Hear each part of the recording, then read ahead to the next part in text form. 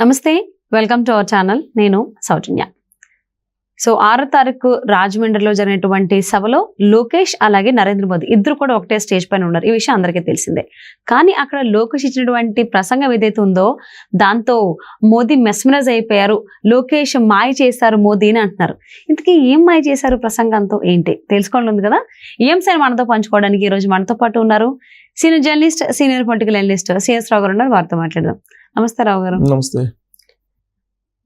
ప్రధాని మోదీ ఉన్నటువంటి సభలో, రాజమండ్రి సభలో లోకేష్ ప్రసంగం ఇచ్చారు. ఆ ప్రసంగంతో మోదీ ఫిదా అయిపోయారు అని అంటున్నారు. అలా ఫిదా అయిపోయేలాగా అంటే మోదీని మాయ చేసేలాగా లోకేష్ ఏం ప్రసంగం ఇచ్చారు, ఏంటి హైలైట్స్ ఏంటి? సో ఎలా మిస్మరైజ్ అయిపోయారంటే నరేంద్ర మోడీ లాస్ట్కి భుజం తట్టి ఆయన్ని దగ్గరకు తీసుకొని ఆలింగనం చేసుకునేంత వరకు మిస్మరైజ్ చేసేసాడు. ఓకే. ఎవరు? లోకేష్ స్పీచ్ మొత్తం విన్న తర్వాత ఆయన మధ్యలోనే ఇస్తున్న స్పీచ్ని విన్న తర్వాతనే నరేంద్ర మోడీ ఫీలింగ్స్ చూస్తే కనుక ఒక 2-3 చోట్ల బాగా మిస్మరైజ్ అయిపోయారు. మిస్మరైజ్ కావడంతో పాటు లోకేష్కి మామూలుగా అయితే నరేంద్ర మోడీ పెద్ద పట్టించుకోడు, కానీ లోకేష్కి బాగా ప్రాధాన్యత ఇచ్చినట్టు కనిపించింది నరేంద్ర మోడీ. ఎందుకు అలా ప్రాధాన్యత ఇచ్చారు అని అంటే, స్టాన్ఫర్డ్ యూనివర్సిటీలో లోకేష్ చదివారు. సాఫ్ట్ స్కిల్స్ అనేవి ఉంటాయి కదా. సాఫ్ట్ స్కిల్స్ అనేది ఇప్పుడు జాబ్కి కానీ లేదంటే పాలిటిక్స్లో కానీ సాఫ్ట్ స్కిల్స్ ఉంటాయి. అంటే మిస్మరైజ్ చేసేలాగా స్పీచ్ ఇచ్చేటువంటి వాళ్ళని ప్రజలు లైక్ చేస్తున్నారు. ఇప్పుడు రేవంత్ రెడ్డి ఉన్నాడు తెలంగాణలో. రేవంత్ రెడ్డి కాంగ్రెస్లో అత్యంత జూనియర్ మిగతా వాళ్ళతో పోల్చుకుంటే. ఇది అక్కడ ఆల్రెడీ సీనియర్స్ ఎంతో మంది ఉన్నారు. 40 సంవత్సరాలు 50 సంవత్సరాల నుంచి ఉన్న వాళ్ళు కూడా ఉన్నారు. వాళ్ళందరినీ కాదని పట్టుమని 10 సంవత్సరాలు కూడా కాకుండా ఆయన కాంగ్రెస్ పార్టీలో పిసిసి అధ్యక్షుడు అయ్యి ముఖ్యమంత్రి అయ్యాడు. దానికి కారణం ఏంటంటే ఆయన ఆకట్టుకునేటువంటి స్పీచ్, హావభావాలు, ఇవన్నీ కూడా తెలంగాణ సమాజాన్ని మిస్మరైజ్ చేసింది. ఫలితంగా ఆయన ముఖ్యమంత్రి అయ్యారు. అలాగే కేసీఆర్ కూడా ఉద్యమాన్ని నడిపాడు. ఉద్యమాన్ని నడిపి 2001 నుంచి పైసా ఖర్చు లేకుండా కోట్లాది రూపాయలు గడించగలిగాడు. కారణం ఏంటి? తెలంగాణ ప్రజలకి ఏం చెప్తే వింటారో అది చెప్పి మిస్మరైజ్ చేస్తుంటాడు. ఆయన వారసులు కేటీఆర్ కానీ, కవిత కానీ, హరీష్ కానీ, లేదంటే ఇంకా వాళ్ళ ఫ్యామిలీలో కొంచెం మిస్మరైజ్ చేసి మాట్లాడేవాళ్ళు వాళ్ళే.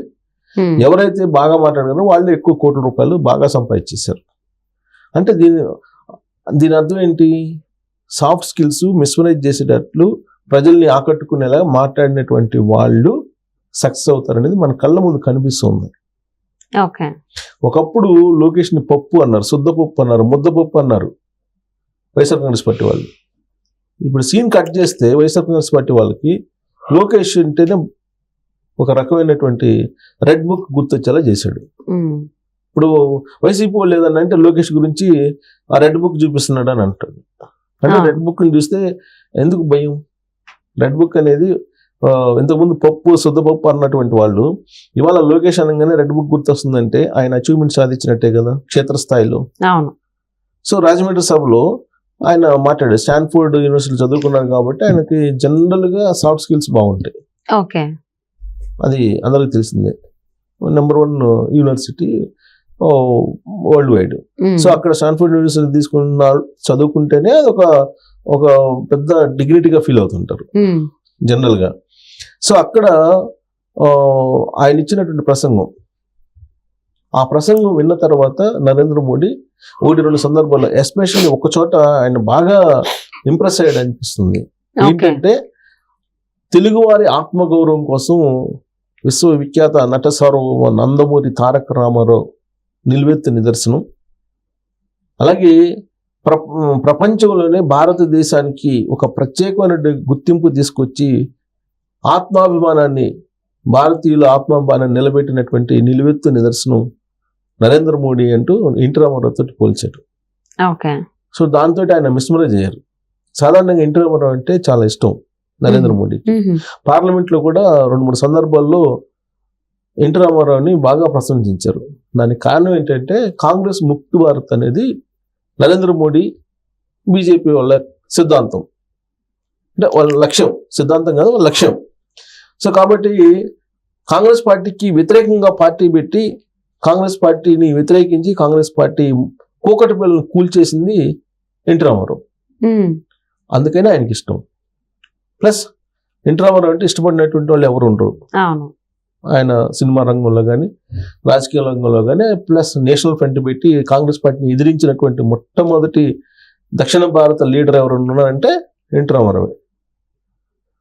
సో కాంగ్రెస్ పైన సుదీర్ఘమైనటువంటి ఫైట్ చేసినటువంటి ఎన్టీ రామారావు అంటే ఎనలేనటువంటి అభిమానం నరేంద్ర మోడీకి. ఓకే. అలాంటి మహోన్నతమైనటువంటి లీడర్ తోటి మహోన్నతమైనటువంటి వ్యక్తితోటి నరేంద్ర మోడీని లోకేష్ పోల్చారు.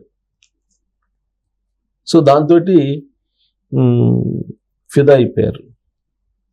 రెండేంటంటే విశ్వగురువు అంటారు నరేంద్ర మోడీని. సో విశ్వగురువుగా పోల్చారు నరేంద్ర మోడీని. ఓకే. సో పోలిస్తూ విశ్వజిత్ అనే ఏదో పదం ఉపయోగించారు ఆయన. సో దాంతో అక్కడ కూడా ఫిదా అయిపోయారు. తెలుగు రాష్ట్రానికి వచ్చేటప్పటికి తెలుగు రాష్ట్రం మీద నరేంద్ర మోడీ అభివృద్ధి మార్గాన్ని తీసుకెళ్తాడు. రాబోయేటువంటి రోజుల్లో భారతదేశాన్ని ప్రపంచ పటంలో ముందు వరుసలో నిలుపుతాడు. ఆ సత్తా నరేంద్ర మోడీకి ఉందని చెప్పి లోకేష్ తనదైనటువంటి శైలిలో ప్రసంగించేటప్పుడు నరేంద్ర మోడీ అలానే చూస్తుండిపోయాడు కొద్దిసేపు. తర్వాత ప్రసంగం అంతా అయిపోయిన తర్వాత ఆయన్ని అభినందించారు కూడా.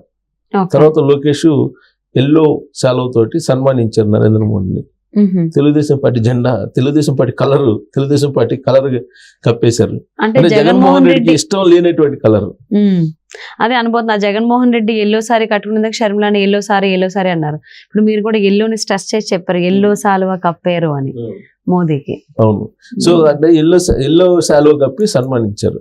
సో మొత్తం మీద ఆద్యంతము ఒక ప్రత్యేకమైనటువంటి ఆకర్షణగా రాజమండ్రి సభకు నరేంద్ర మోడీ నిలిస్తే స్పెషల్ అట్రాక్షన్గా లోకేష్ ప్రసంగం నిలిచిందని చెప్పొచ్చు. సరే, ఇంకా పవన్ కళ్యాణ్ ఎలాగూ అట్రాక్షన్ ఉంటుంది, ఆయన పవర్ స్టార్ కాబట్టి ఆయనకు ఉండేటువంటి ఫ్యాన్ ఫాలోయింగ్, ఆయనకు ఉండేటువంటి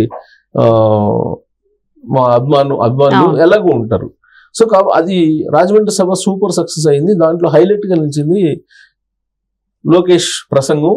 అలాగే నరేంద్ర మోడీ లోకేష్ మధ్య కుదిరినటువంటి ఒక కెమిస్ట్రీ అనుకోవచ్చు. బంధం బలపడింది అంటారా అయితే రాజమండ్రి? చంద్రబాబు నాయుడు అరెస్ట్ అయినప్పుడేమో అమిత్ షా దగ్గరికి వెళ్ళి మాట్లాడారు. అప్పుడు కూడా పురంధరేశ్వరి దగ్గరుండి మాట్లాడిచ్చారు. ఇప్పుడు కూడా పురంధరేశ్వరి మధ్యలోనే ఉంది. అటుపక్క మోడీ, మధ్యలో పురంధరేశ్వరి, పక్కన లోకేష్ కూర్చున్నారు. సో వాళ్ళ పెద్దమ్మ ఉండగానే వాళ్ళ పెద్దమ్మ సమక్షంలోనే నరేంద్ర మోడీ లోకేష్ని ప్రశంసించడం అనేది ఆమెకు కూడా సంతోషం కలిగించినట్టు కనిపించింది. ఓకే. ప్రశంసించి హక్ చేసుకున్నారు. ప్రశంసించి ఆయన్ని అభినందించారు. జనరల్ ఏంటంటే వారసత్వ రాజకీయాలకు దూరం అని చెప్పి అంటుంటారు నరేంద్ర మోడీ. అలాంటి నరేంద్ర మోడీ లోకేష్ స్పీచ్ అన్న తర్వాత ఆయన మిస్మరైజ్ అయిపోయి అభినందించకుండా ఉండలేకపోయారు. ఓకే. సో అంటే రాజమండ్రి సభ ఆల్మోస్ట్ నరేంద్ర మోదీ ఏపీ ప్రజలకు ఎలా అయితే దగ్గర అయ్యారో, సో అలానే నరేంద్ర మోదీ లోకేష్ ఇంకొంచెం దగ్గర అయ్యారంటే ఏమంటారు? అంతే, ఫిదా అయిపోయారంటే ఆల్మోస్ట్. సో అంటే ఆల్మోస్ట్ ఒకప్పుడు అందరూ ఏదేదో అనేవాళ్ళు లోకేష్ గురించి, ఇప్పుడు ఈ ప్రసంగం ద్వారా ప్రధాని